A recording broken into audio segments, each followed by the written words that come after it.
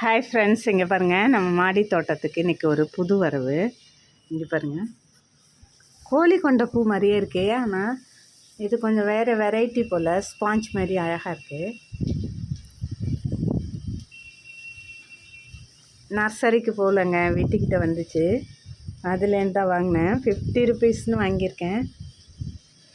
நிறைய பூக்கள் வச்சுருக்கு, அதனால தான் சரி 50 ருபீஸ்க்கு ஒர்த்து வாங்கியிருக்கேன். இங்கே வந்து எல்லா சைடும் பூ இருக்குது. அப்புறம் அந்த பூ கூட பாருங்கள், டிஃப்ரெண்ட்டாக இருக்குது. பொக்கே ஷாப்லலாம் அது போய் வாங்கணுன்னாக்க ரொம்ப விலை இருக்கும். அதனால் 50 ருபீஸ்க்கு ஒர்த்து தான் வாங்கியிருக்கேன்.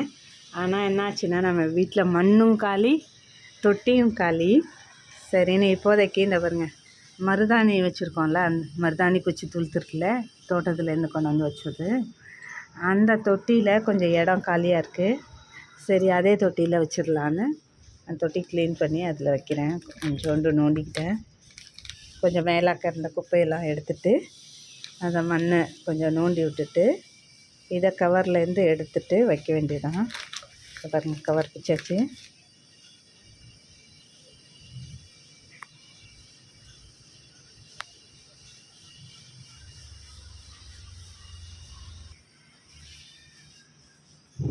கவர்லேருந்து எடுத்தாச்சுங்க.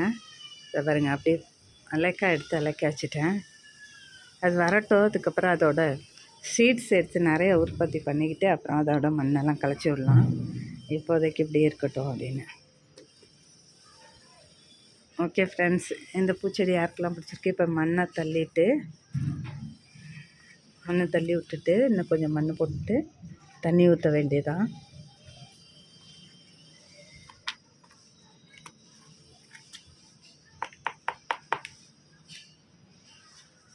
Okay friends, thanks for watching.